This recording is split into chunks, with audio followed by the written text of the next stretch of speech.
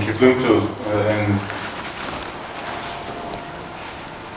to talk about Weil-étale cohomology for n less than 0. Thank you very much.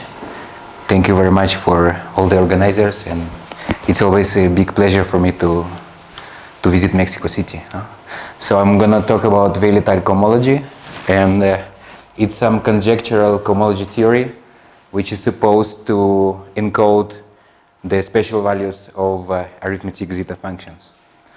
So what these are? So arithmetic zeta functions have been studied for like many time, but probably the most general definition is due to Serre.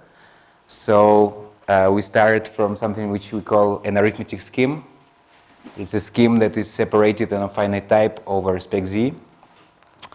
And thanks to this assumption that it's of finite type, it makes sense to define the zeta function as follows. So we take this Euler product over all the closed points of X, and we take the size of the residue field at each closed point. And this will be finite fields thanks to the assumption that it's of finite type. And this product converges for S, the real part of S greater than the cruel dimension of X. And there is a big conjecture that this function admits a meromorphic continuation to the whole complex plane. But it's a big conjecture, of course, and it is known only in some very, very specific cases. So these are the arithmetic zeta functions. And there are some special cases that have been studied a lot. So, well, the most famous example is, of course, the Riemann zeta function, is when this scheme is just a spectrum of Z. So in this case, the formula that was there is just the usual Euler product for the Riemann zeta function. But of course, like, it's difficult to study just the Riemann function. We would like to have some family of zeta functions. So first family of zeta functions that was defined in the 19th century, and it has been studied in the algebraic number theory, is the Dedekind zeta function. So we take a number field, which is a finite extension of Q, and we take its ring of integers, OF. So the zeta function associated to this ring of integers is called the Dedekind zeta function. And a lot is known for these zeta functions. Well, the most important thing is not known, which is the Riemann hypothesis, but we know quite a lot about these zeta functions. And also there is the Hasse-Weil zeta function. When X is a variety over a finite field, in this case, if we write down the definition of the zeta function, it turns out that it's related to this thing, Zx, where Zx, it's a function which is, we can think of this as some generating function which encodes the number of points of our variety over different extensions of FQ. And a lot is known about these functions. In particular, we know that it's a rational function. It's a theorem of Dwork. And Weil conjectures tell us about they give us a functional equation, they give us information about zeros and poles of this rational function. So a lot is known about varieties over finite fields. So these are the very known particular examples of arithmetic zeta functions. But we are quite ambitious, and we want to say something about the values of any zeta function associated to any arithmetic scheme. So what are the special... Are you going to include in your kind of family of examples the Gauss zeta functions and positive characteristic? The which zeta functions? Gauss. So if you have a Drinfeld module, no, I don't think so. I don't think it fits in this framework. No, I don't know. It's interesting because in positive characteristic you do have these Hasse-Weil zeta functions. They don't take values in the function fields, but they're defined using function fields. On the other hand, function fields admit very natural zeta functions, which are just... Yeah, but it's I think it's a very different story from what I'm gonna do. Yeah, no, it's just a comment. Yeah, thank I'm you. not saying you should. Yeah. So about the special values, so we fix some integer n, and first we take the vanishing order of this zeta function at n, and then, well, sometimes the zeta functions they tend to have zeros or poles at integers. So if there is a zero pole, what we're gonna do, we're gonna consider the leading Taylor coefficient at this point. So this is what is called the special value of at n. So, and our goal is basically interpret somehow these numbers. So, oh sorry, this s should be n. So this is the special value at n is this thing. So the n would be like positive if we have a zero of some order, negative if we have a pole, and it would be zero if there is no zero or pole. So these are the special values.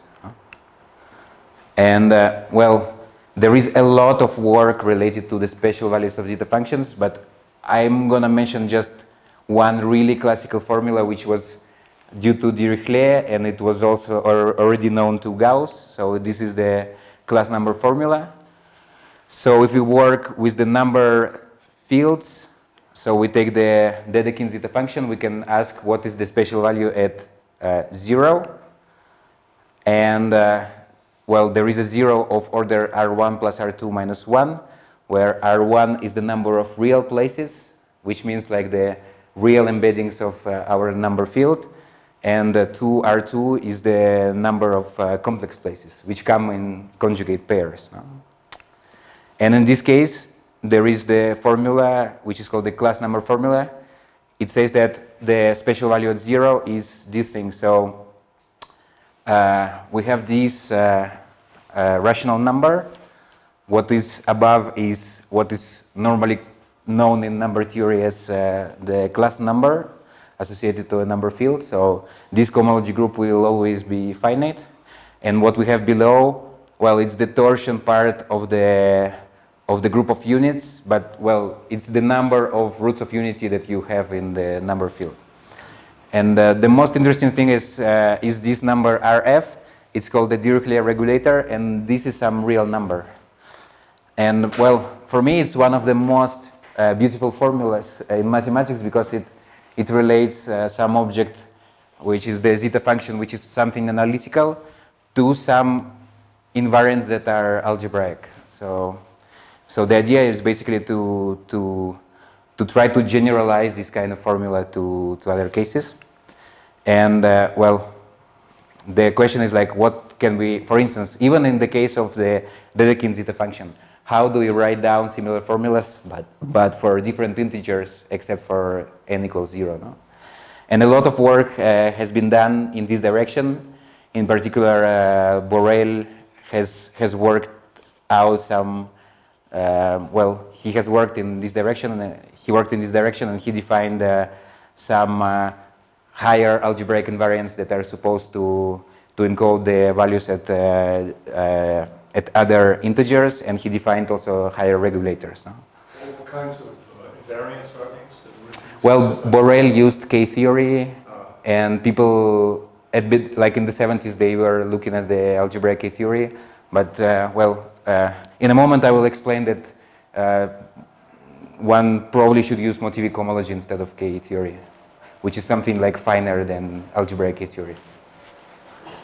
So yeah, this is the very classical story. So what is Weil-étale cohomology? Weil-étale cohomology is a conjectural cohomology theory that was proposed by Stephen Lichtenbaum in the 2000s.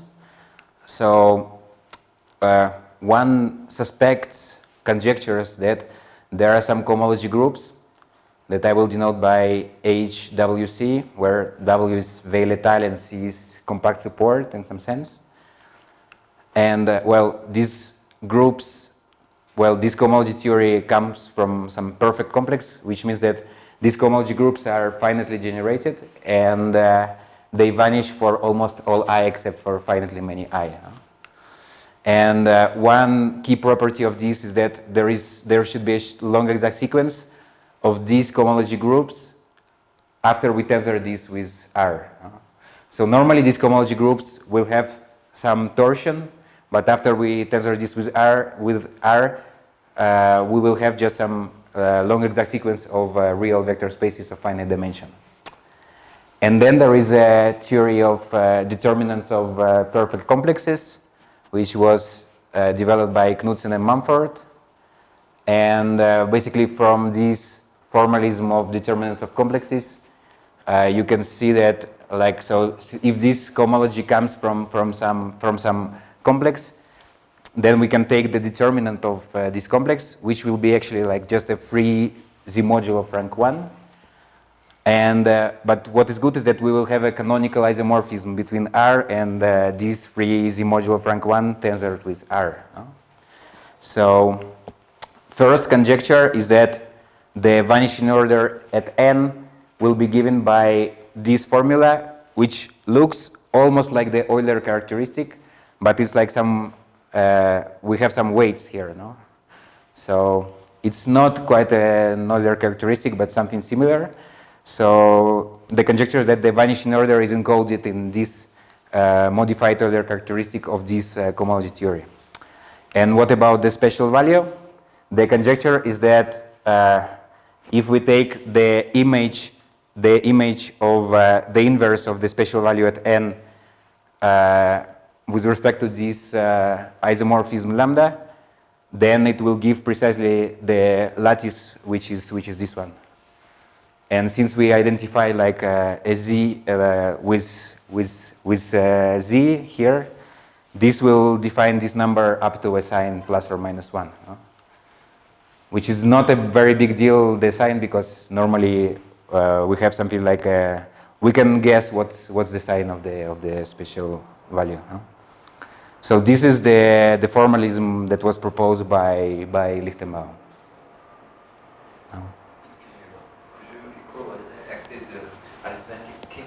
Yes, X, in all this story, X is a scheme separated of finite type over spec Z. Yes. Yes. So some work has been done on defining these cohomology theories.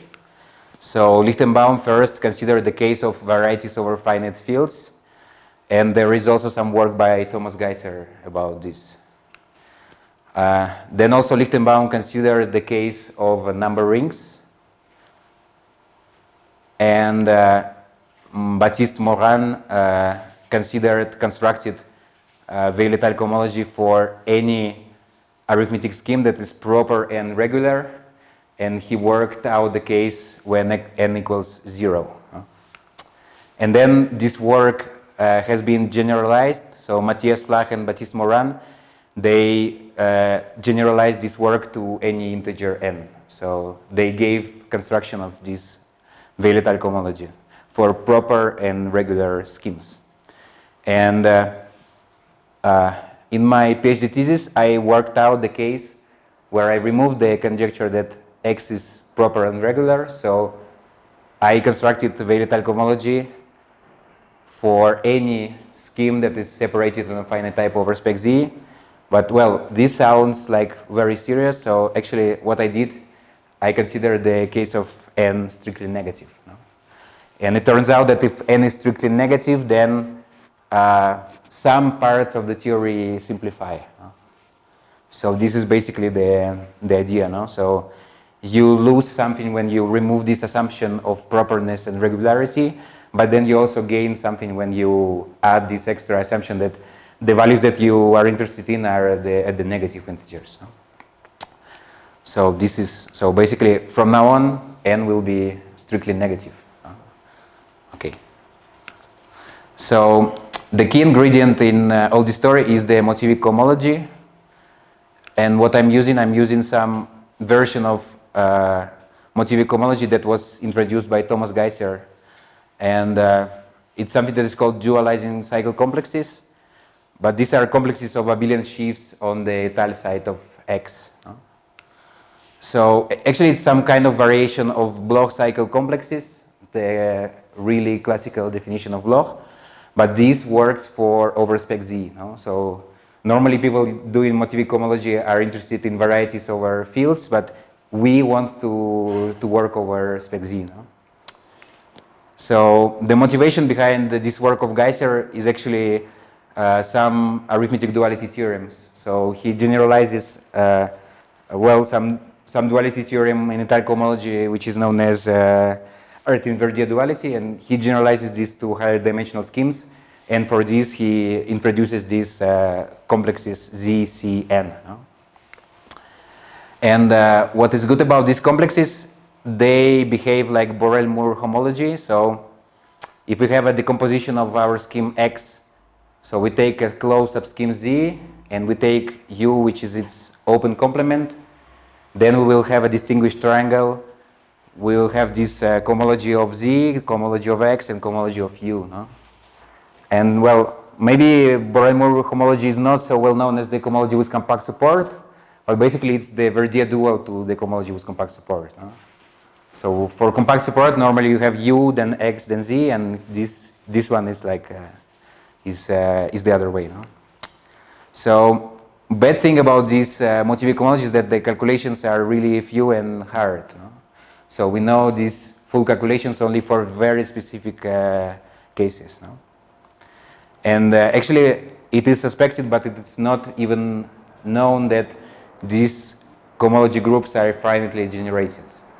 But to proceed, we need to assume this conjecture that these cohomology groups are finitely generated. So this is some version of a conjecture by Steven Lichtenbaum. So we're going to assume this to proceed. Okay, so what are about these Weil-étale complexes? No? So assuming the finite generation of motivic homology, we can show that there exists some perfect complex R gamma WC, which conjecturally gives us has the desired properties. One important property of this complex that we're going to use is that if we tensor this complex with R, then it splits, and it splits into two things that are really easy to understand. Well, easy. The first part would be just dual to the motivic homology, and the second part is the cohomology with compact support of this sheaf on the complex points of X. And we take the equivariant cohomology because, like, on the complex points of X there will be the complex conjugation, and also we have this. Oh, this should be 2 pi I n r. No, sorry. So we take 2 pi I n r, and there is also a complex conjugation on this guy. No? And we take the equivariant sheaf cohomology. So these complexes will split in this way over R. No? And before tensoring R, do you expect? Before tensoring R, do you have some expectation what this looks like? Oh, I mean the torsion part is really like if you tensor with Q, you get this thing basically. So the devil is in the torsion, right? So this is the problem. So as I mentioned, in the formalism of Lichtenbaum, we need a long exact sequence of these cohomology groups after we tensor with R, and to get this long exact sequence, we need a regulator. So I'm gonna briefly explain what kind of regulators we use. So the regulator morphism. So there are many constructions of regulators, and one of the recent works is by Carl Lewis and Müller-Stach. So if the complex fiber of X is smooth and quasi-projective, they define some morphism of complexes, which in our situation boils down to this. So it goes from the motivic homology to Borel-Moore homology, equivariant Borel-Moore homology. Well, and actually this is related to the thesis of Matt Kerr, who was a student of Philip Griffiths. So, and well, in general, these regulators, they take values in something more complicated, which is Deligne-Beilinson cohomology or homology. But in all this story, n is strictly negative, and in this case, we can see that thanks to this, the target of this morphism is much simpler than Deligne-Beilinson. And what is good about this regulator? Well, Beilinson conjectures that if we take the dual of this morphism, then it gives us a quasi-isomorphism of complexes. So, assuming the finite generation of these things, they will, of course, there will be some torsion, but after we tensor with R, we suspect that this will be, the corresponding cohomologies will be of the same dimensions, right? So this is the conjecture of Beilinson. And basically that result that I mentioned, that the splitting over R plus the Beilinson's conjecture, it allows us to define in some obvious way this long exact sequence. This is because after tensoring with R, the splitting gives us this part and that part. No? So we define more or less in the obvious way using the regulator. We get this long exact sequence. No? Okay, so this is the regulator. So what is the conjecture? What do we conjecture about all this? So let's assume that there is a meromorphic continuation of the zeta function around some negative integer n. Then for the regulator to exist, let's assume that the complex fiber is smooth and quasi-projective. And let's assume that the Lichtenbaum's conjecture about the finite generation of motivic homology and the Beilinson's conjecture about the regulator. No? So in this case, we conjecture that this holds, no? That this formula gives the vanishing order, and this one gives us precisely the special value up to sign. No? And well, one comment. Thanks to that splitting over R, and thanks to the Beilinson's conjecture, we can figure out that, well, this formula will be just equivalent to this one. And this one is just the usual Euler characteristics of the cohomology, equivariant cohomology with compact support. So at least for the vanishing order, this conjecture is really clear, right? Like these groups are, it's quite easy to figure out what these are, to calculate this, and we conjecture that the Euler characteristics of this cohomology with compact support is precisely the vanishing order. So okay, and well, this sounds kind of weird because I mean we assumed some really difficult conjectures like meromorphic continuation, finite generation of motivic homology, and Beilinson's conjecture. So why do we formulate yet another conjecture, right? So this is basically the answer is the following. So, well, first, this is a generalization of some of the conjecture that was formulated by Flach and Morin for the case when X is proper and regular. And then there is also the Tamagawa number conjecture formulated by Bloch, Kato, then Fontaine and Perrin-Liu. And well, this Tamagawa number conjecture is about slightly different objects, but whenever it makes sense to compare our conjecture with that one, they turn to be compatible. No? So, and the most interesting thing is the following. So, it turns out that our conjecture is well behaved under this decomposition. So, if we take this, what I call like closed open decomposition, again, like Z is a closed subscheme, U is its open complement, then it's obvious from the definition of the zeta function that the zeta function associated to X is the product of the zeta function associated to Z and to U. Just because the zeta function is the product over the closed points. So, but since this holds, one suspects that all these conjectures about special values should be also compatible with this stuff. And in our case, we should prove that this is the case. So if this conjecture is true for, it's true for x, if and only if it is true for z, and it is true for u. And thanks to this machinery, we can play the following game. So, well, we know that it reduces to the Tamagawa number conjecture in some cases, and we know that this conjecture holds for some very specific situations. But now, using these closed open decompositions, we can construct new schemes that for which this conjecture will be automatically proved, right? Taking as the input the known cases of these conjectures. So this is basically the main non-conjectural output of all this work, right? And I don't know if I still have like 5 minutes or.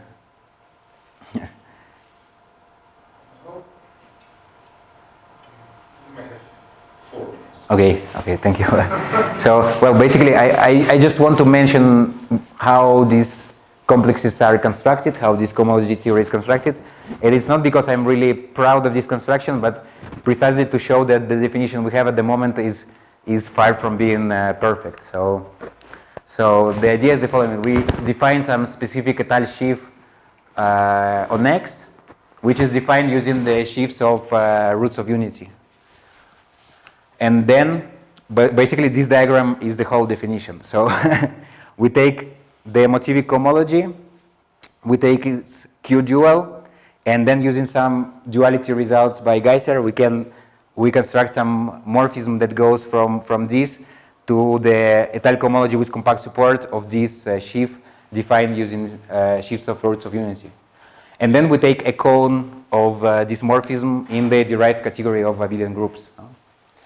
Well, everyone who works with derived category knows that nobody should talk about the cone of a morphism because it's not well defined, no? But in this case, since this is a Q dual, it's just some complex of Q vector spaces. This will be Q mod Z dual to some finitely generated abelian groups. And in this case, one can show that actually this cone, in this case, it's well defined up to a unique isomorphism in the derived category. No? But then, what we do, there is a comparison theorem between the étale cohomology and singular cohomology of the complex points of a scheme. And using this comparison theorem of Artin, we can build a morphism that goes from here to the cohomology of compact support on the complex points. And then the difficult part is to show that the composition of these two morphisms is 0. And once we know this, which is actually a difficult result, we can just formally, using the axioms of derived categories, say that, okay, so let's take the bottom distinguished triangle, this one with the identity morphism here, and then there will be some morphism between these two guys. But this morphism, actually, it's kind of a mysterious thing because we know that it exists, but we can't say much about this. We just know that it exists as a morphism in the derived category. And then we take its mapping fiber and we declare that this is the Weil-étale complex. But because of these kind of usual issues with homological algebra, this guy is not well defined because we just take a mapping fiber of some morphism in the derived category. But all this formalism is concerned with the determinants of complexes and not complexes themselves, and the determinants, they are well behaved with the distinguished triangles. So at the end of the day, we are okay if we are just interested in this determinant stuff. But yeah, I think this is not the best possible construction one can think of. Okay, and then some questions that are left. So, well, first question is like, I mentioned that this regulator is defined for the case when X has a smooth fiber over C. So the question is like, can we work out the regulator morphism for the non-smooth case? And actually there is some work of Kerr and Lewis that they consider the non-smooth case, no? But yeah, I think there is no like general construction in the literature, and it probably requires some work to fit all the pieces together and plug into our machinery this generalized regulator, no? And yeah, I think Professor Griffiths would probably comment on this, but well. And then another question is, this definition that I showed it precisely not to torture you with the details, but only to show that it's kind of ad hoc, the definition that we have now. We just do something with complexes of abelian groups, and so from the very beginning when Lichtenbaum was proposing this Weil-étale formalism, he was proposing actually Weil-étale topology. So actually one suspects that behind all of these things there is a Grothendieck topology, no? But it requires some better understanding of the geometry behind everything to define, no? And there is some work of Matthias Flach and Baptiste Morin in this direction, but yeah, it's still far from being complete now. So basically these are the two questions that I have now. And thank you very much.